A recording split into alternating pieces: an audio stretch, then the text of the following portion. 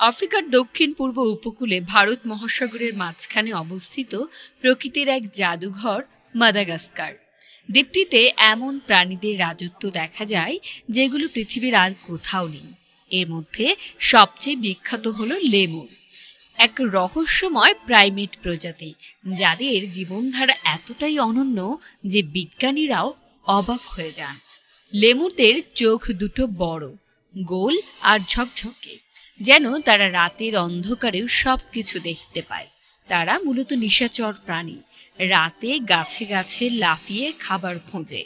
ফল, পাতা, ফুল আর পোকামাকড় সবই রয়েছে তাদের খাদ্য তালিকায়।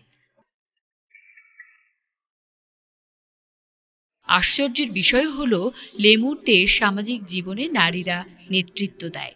একটি দলের সাধারণত স্ত্রী লেমুররাই প্রধান, যা স্তন্যপায়ী প্রাণীদের মধ্যে বিরল উদাহরণ। মাদাগাস্কারে ১০০টিরও বেশি প্রজাতির লেমুর রয়েছে, তবে বন ধ্বংস আর জলবায়ু পরিবর্তনের কারণে তাদের সংখ্যা দ্রুত কমে যাচ্ছে। অনেক প্রজাতি এখন গুরুতরভাবে বিপন্ন। ইউনেস্কো ঘোষিত প্রাকৃতিক ঐতিহ্য অঞ্চলগুলোতে লেমুরদের সংরক্ষণের নানা উদ্যোগ নেওয়া হয়েছে।